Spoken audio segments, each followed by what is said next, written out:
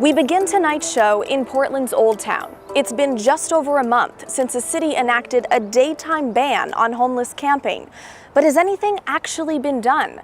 There are still tents dotting many of the sidewalks with limited options for shelter. Now, the city says they're taking the summer to teach homeless people about this ban before they enforce it. But what we found was something far from that. And that is our big story tonight.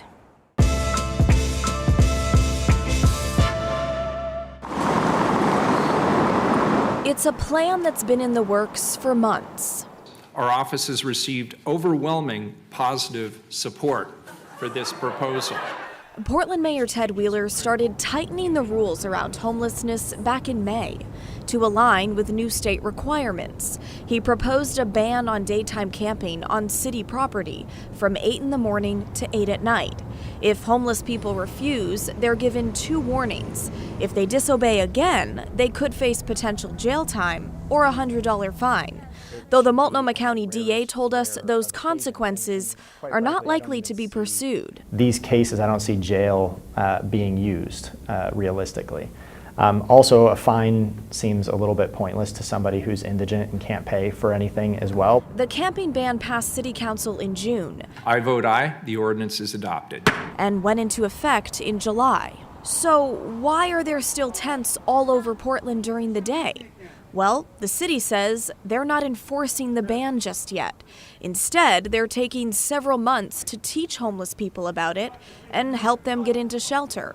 That's homeless people like Sarah, who camps in Old Town. Yet she still knows little about the ban. We're only supposed to be down from 8 to 8. That was the only thing that I heard about it.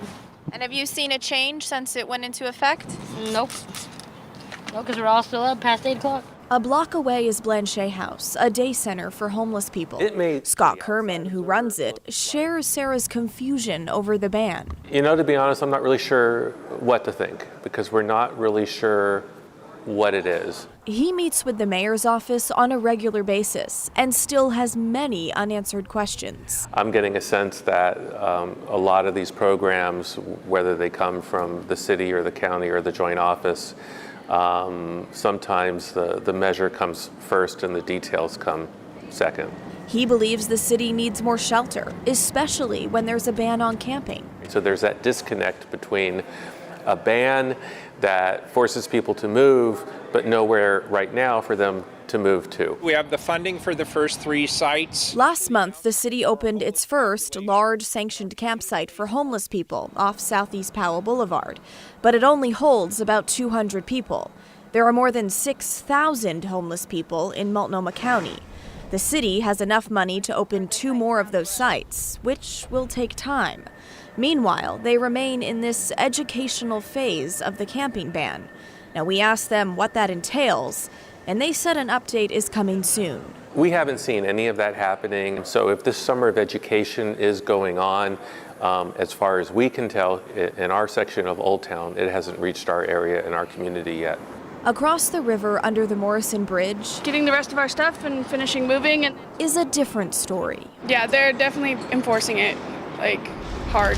This woman has moved her tent every day for the past week and has a lot to say about the camping ban.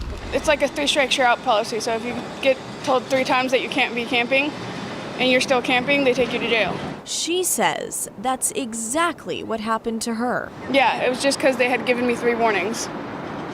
And it was just a book and release. They booked me and then they let me go within the hour. We asked Portland police about this, and they said they're not enforcing the ban yet. And court documents show she was arrested in July, but for something to do with a stolen vehicle. So it's unclear if she was ever arrested solely over the camping ban. Yeah, it's ridiculous. The whole reason that, Portland was, glorified to me, I guess, was because it was, an awesome place to be homeless at. Yeah, Portland is definitely not what I thought it was. So that woman we just heard from, things are looking up for her. She's moving into the city's large sanctioned campsite off Powell today. But that's after she waited 2 months to get in. Now, we heard back from the city on all of this morning. They said outreach teams, including the Joint Office of Homeless Services and day centers, like Blanchet House, will get printed materials early next week outlining the camping ban rules. This will come with a map of where people are able to camp once the ban is enforced. They said it'll start being enforced this fall. Now, it's shocking to some people that it's taken more than a month for the city to get this information out, when the ban has certainly not been a secret. And speaking of places like Blanchet House, they get no money from the city or county. So once the ban is enforced, homeless people will likely turn to the groups that they trust, like Blanchet House, for help. Those day centers are bracing for this increase in demand, yet they're getting no financial support from the city along the way. The mayor's office says, quote, they're advocating for additional resources to better support day centers and our partners. So what are your thoughts on the city's daytime camping ban? Do you think enforcement should have started already? Or do you think the education period is good for everyone? Email the story at kgw.com or call and leave a voicemail, 503-226-5090.